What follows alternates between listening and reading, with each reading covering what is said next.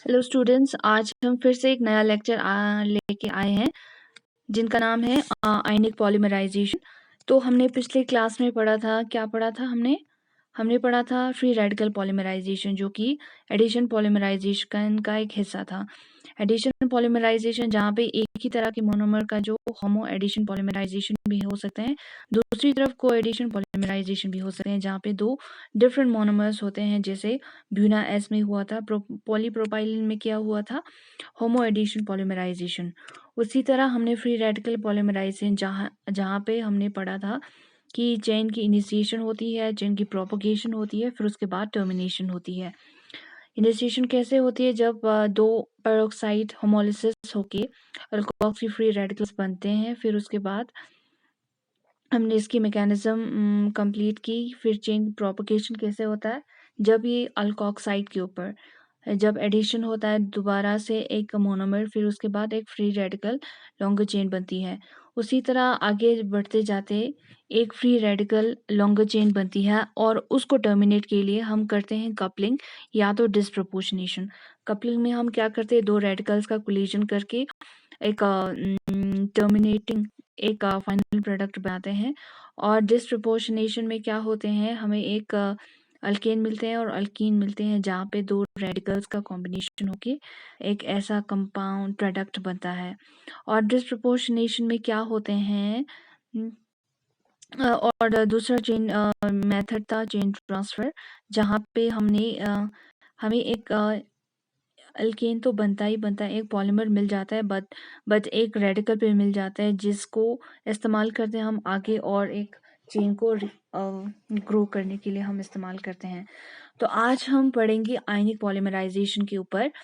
आयनिक polymerisation, ions क्या होते हैं? आयंस मतलब केटाइंस एनाइंस, जहाँ पर cations with positive charge, anions with negative charge. Cations पे क्या होते हैं, इलेक्ट्रॉन्स का लिमिटेशन होती है, एनाइंस पे क्या होते हैं, एक्सेस ऑफ इलेक्ट्रॉन्स होते हैं, ठीक है। और केटाइंस पे पॉजिटिवली चार्ज होते हैं क्योंकि उसमें जो इलेक्ट्रॉन्स प्रेजेंट होती है वो कम तादाद में होती है, और जो एनाइंस होते हैं वहाँ पे जो इलेक्ट्रॉन्स प्रेजेंट होती है वो ज़्यादा होती है। In this process initiator is either cation और एनाइन। इस प्रोसेस में क्या होते हैं कि जो शुरुआत करते हैं रिएक्शन को, या तो केटाइन होगा जो कि पॉजिटिवली चार्ज है, या तो एनाइन होगा जो कि नेगेटिवली चार्ज होगा, ठीक है। If initiator is cation or acid and the propagation site of the reactivity is a carbocation, अगर initiator cation हो या acid हो तो propagating जो site होगा particular of the reactivity का, जो propagating site जो वो जगह जो जहाँ पर जो चेन होती है वो ग्रोथ होती है, वो साइट क्या बनते हैं, कार्बोकेटाइन बनते हैं, जहाँ पर पॉजिटिवली चार्ज होते हैं कार्बन के ऊपर, ठीक है। In this process is called as the cationic polymerization. और उस प्रोसेस को हम क्या कहेंगे, cationic polymerization. If the initiator is an anion और न्यूक्लियोफाइल, अगर इनिशिएटर जो होते हैं अगर वो एनाइन हो या न्यूक्लियोफाइल हो, एनाइन हो या न्यूक्लियोफाइल जहाँ पर एक्सेस ऑफ इलेक्ट्रॉन्स होते हैं, तब क्या होते हैं उसके जो प्रोपोगेटिंग साइट होते हैं रिएक्टिविटी का, वो कार्बोनाइन होते हैं। वो साइट जो कि बढ़ते जाते हैं, वो साइट जो कि रिएक्टिव होते हैं, ठीक है, वो क्या होते हैं, कार्बोनाइंस होते हैं। उस तरह के पॉलीमराइजेशन को हम एनायनिक पॉलीमराइजेशन कहेंगे। तो सबसे पहले हम बात करेंगे cationic polymerization. Cationic polymerization normally occurs in the acidic medium in the presence of the proton acids such as CH2SO4। और जो केटाइनिक पॉलीमराइजेशन होती है नॉर्मली किस में होती है, एसिडिक मीडियम में होती है। एसिडिक मीडियम मतलब कि इन द प्रेजेंस ऑफ जहाँ पे प्रोटोन्स बेस्ड एसिड्स होते हैं।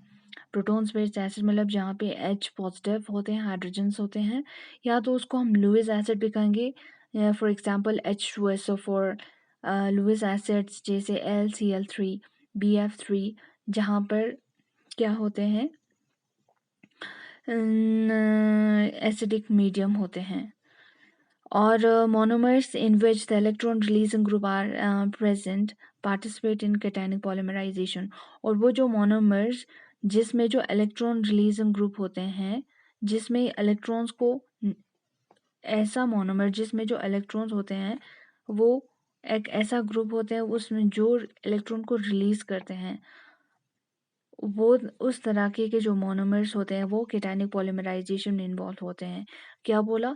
जो मोनोमर्स होते हैं जिनमें एक ऐसा ग्रुप होते हैं वो जो इलेक्ट्रॉन को रिलीज़ करते हैं, और वो किस में पार्टिसिपेट करते हैं, उस तरह के जो मोनोमर्स वो केटायनिक पॉलीमराइज़ेशन में पार्टिसिपेट करते हैं। For example polyisobutylene. Polyisobutylene polymer used in the manufacture of a tyre truck tyre inner tubes. और इस तरह के जो पॉलीमर्स होते हैं जैसे केटायनिक पॉलीमराइजेशन से बनता है isobutyl पॉलीआइसोब्यूटाइलिन।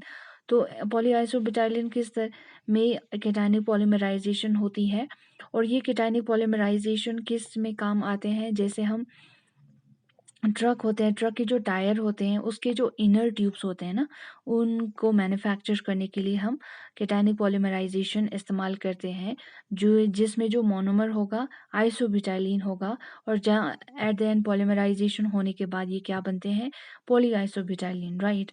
Is formed as a result of cationic polymerisation of isobutylene with a 2 electron releasing group CH3। जहाँ पर इलेक्ट्रॉन रिलीजिंग ग्रुप क्या होगा, CH3 जो ग्रुप प्रेजेंट होगा आइसोब्यूटाइलिन के अंदर, उस वो क्या होंगे, CH3 जो ग्रुप्स प्रेजेंट होंगे वो इलेक्ट्रॉन को रिलीज करेंगे in the presence of BF3 catalyst at 200 kelvin. और इसमें किसके प्रेजेंस में होती है कैटलिस्ट, हम डालेंगे BF3। और उसका टेम्परेचर होगा 200 केल्विन के ऊपर। सो अगर हम इसकी जो थोड़े बहुत मैकेनिज्म देखें तो जो आइसोब्यूटाइलिन होते हैं उसमें आइसोब्यूटाइलिन में क्या होते हैं, CH3 ग्रुप्स 2 प्रेजेंट हैं आइसोब्यूटाइलिन में, राइट। तो उसमें डबल बॉन्ड प्रेजेंट होती है, और जब हम एसिड डालेंगे, एसिड पे डालेंगे इन द प्रेजेंस ऑफ एसिड, उसमें क्या होगा, प्रोटॉन रिलीज होगा, प्रोटॉन जो कि पॉजिटिवली चार्ज होंगे, जहाँ पर इलेक्ट्रॉन्स क्या होंगे, इलेक्ट्रॉन कम होंगे। तो जब आइसोब्यूटाइलिन में जो पाई इलेक्ट्रॉन्स की डेंसिटी ज़्यादा होती है, तो वो पाई इलेक्ट्रॉन्स क्या करते हैं, अटैक करते हैं हाइड्रो प्रोटॉन्स के ऊपर। जैसे ही प्रोटॉन्स पे अटैक किया तो इलेक्ट्रॉन्स कम हो गए कार्बन के ऊपर, तो कार्बन के ऊपर क्या आ गया, पॉजिटिव चार्ज। तो इससे क्या बना, कार्बोकेटाइन बना। तो जैसे ही कार्बोकेटाइन दूसरे आइसोब्यूटाइलिन मोनोमर के साथ रिएक्ट करते हैं, तो जब कार्बोकेटाइन के ऊपर पॉजिटिव चार्ज आया तो दूसरे जो फ्रेश आइसोब्यूटाइलिन होते हैं उसके जो इलेक्ट्रॉन्स होते हैं, राइट, पाई इलेक्ट्रॉन्स वो अटैक करते हैं कार्बोकेटाइन्स के ऊपर, इलेक्ट्रॉन्स को देते हैं, और इस तरह के से जो इलेक्ट्रॉन पॉजिटिव चार्ज होते हैं वो ट्रांसफ़र होते हैं एक से दूसरे कार्बन, फ्रेश कार्बन के ऊपर, राइट। सो जैसे जैसे यही प्रोसेस जो रिपीट हुआ, एट द एंड हमें क्या मिला, एक पॉलीमर चेन मिला, पॉली आइसोब्यूटाइलिन, जिसको हम पॉलीमर कहेंगे। और इसमें जो लास्ट पे जो प्रोटॉन था वो क्या आगे जाके प्रोटॉन का जो हाइड्रोजन का जो इलेक्ट्रॉन्स होते हैं वो वापस चले जाते हैं पाई इलेक्ट्रॉन्स को, ताकि स्टेबलाइज होने के लिए। सो एट द एंड हमें और फिर से एसिड का जो कैटलिस्ट हमने डाला था वो क्या है, रिमूव हो जाते हैं। तो इस तरीके से क्या बनता है हमारा केटायनिक पॉलीमराइजेशन, जहाँ पे हमने क्या किया था, आइसोब्यूटाइलिन जो कि एक पॉलीमर था उसको हमने किस एसिड के प्रेजेंस में कार्बोकेटाइन बना, कार्बोकेटाइन बनने के बाद उसमें फ्रेश मोनोमर जब कार्बोकेटाइन पर अटैक करते हैं तो एक वो कार्बोकेटाइन जो पॉजिटिव चार्ज था वो शिफ्ट होके दूसरे फ्रेश कार्बोकेटाइंस के ऊपर ट्रांसफ़र हो गए। तो जैसे जैसे रिपीट हुआ तो पॉलीआइसोब्यूटाइलिन प्रेजेंट फॉर्म्ड हुआ। तो दूसरा जो मैकेनिज्म है उसको हम कहेंगे anionic polymerization.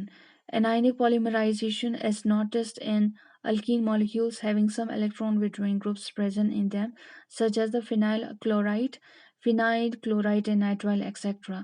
Anionic polymerization में क्या होते हैं, इस तरह के जो मैकेनिज्म होते हैं उसमें वो एल्कीन मॉलिक्यूल्स होते हैं जिनमें क्या होते हैं electron withdrawing group. Electron withdrawing group मतलब कि इलेक्ट्रॉन को खींचने वाले जो ग्रुप्स होते हैं वो प्रेजेंट होते हैं।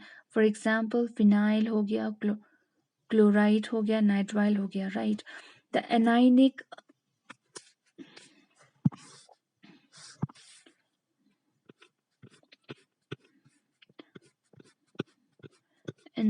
पॉलीमराइजेशन, एनाइनिक पॉलीमराइजेशन में क्या होते हैं, 1 सेकेंड। एनाइनिक पॉलीमराइजेशन में उस तरीके के जो मॉलिक्यूल्स अल्कीन प्रेजेंट होते हैं जिनमें क्या होते हैं इलेक्ट्रॉन विड्रॉइंग ग्रुप प्रेजेंट होते हैं। तो इस तरीके से हमें क्या मिलता है, एनाइनिक पॉलीमर्स मिलते हैं।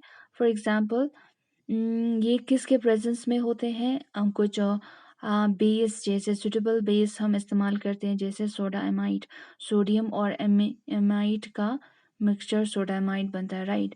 और दूसरा normal tertiary, normal butyl lithium, normal butyl lithium के प्रेजेंस में हम क्या करेंगे, इन सब के बेस के प्रेजेंस में हम बनाएंगे anionic polymers, right. So for example अगर हम एग्जांपल को फॉलो करें तो पॉलीविनाइल क्लोराइड कैसे बनता है, for example is formed as a result of base catalyse anionic polymerization. जैसे ही विनाइल क्लोराइड का हमने एनाइनिक पॉलीमराइजेशन किया बेस के with the help of a presence of a base as a catalyst, तो हमें क्या मिलता है, पॉलीविनाइल क्लोराइड मिलता है। मान लो हमने बी नेगेटिव डाला जो कि क्या है, एक बेस है, right. So in the presence of that अगर हम एक पॉलीविनाइल क्लोराइड जो कि मोनोमर है, मोनोमर में क्या होते हैं, एक अल्कीन का, विनाइल क्लोराइड में अल्कीन का जो क्लोरीन पार्ट अल्कीन के साथ प्रेजेंट होते हैं उसको हम विनाइल क्लोराइड कहेंगे, राइट। जो क्लोरीन प्रेजेंट होते हैं अल्कीन के साथ अटैच होते हैं जिसमें डबल बॉन्ड प्रेजेंट होती है दो कार्बन के बीच में। तो जैसे ब्रोमीन जो कि इलेक्ट्रॉन, जिसमें क्या होते हैं एक्सेस ऑफ इलेक्ट्रॉन्स होते हैं, जैसे अम, जैसे बेस ने अटैक किया कार्बन के ऊपर तो कार्बन के ऊपर इलेक्ट्रॉन्स क्या हो गए, एक्सेस हो गए। तो जैसे इलेक्ट्रॉन एक्सेस हुआ तो डबल बॉन्ड के बीच का जो इलेक्ट्रॉन्स होते हैं वो शिफ्ट होके किस पे चले जाते हैं, कार्बन के प्राइमरी कार्बन के ऊपर चले जाते हैं और वहाँ पे नेगेटिव चार्ज आ जाए, द चेन ट्रांसफर हो जाते हैं नेगेटिव चार्ज, और at the end the base क्या होता है अटैच कर जाते हैं और at the end carbon ion बनते हैं। तो जैसे जैसे यही जो प्रोसेस जब रिपीट हुआ फिर जो कार्बोनाइन दूसरे फ्रेश विनाइल क्लोराइड के साथ अटैच हो जाते हैं, वैसे ही तरह जब कार्बोनाइन के जो कार्बन विद नेगेटिव चार्ज जो प्रेजेंट होते हैं वो अटैक करते हैं फ्रेश प्राइमरी कार्बन के ऊपर ऑफ मोनोमर, तो इलेक्ट्रॉन्स क्या शिफ्ट कर जाते हैं डबल बॉन्ड का दूसरे कार्बन के ऊपर, प्राइमरी कार्बन जिसके साथ क्लोराइड प्रेजेंट अटैच्ड है। तो ऐसे ऐसे कार्बोनाइन का लॉन्गर चेन बनती जाती है, ये प्रोसेस रिपीट होती जाती है और एट द एंड हमें क्या मिलता है, पॉलीविनाइल क्लोराइड।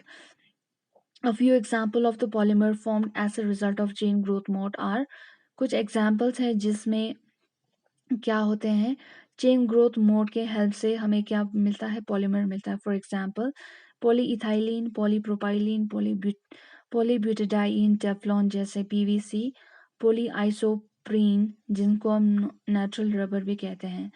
तो इनमें इनिशिएशन, प्रोपगेशन, टर्मिनेशन जब होते हैं आयनिक पॉलीमराइजेशन में दो तरीके से होते हैं, एक तो केटाइनिक दूसरा एनाइनिक।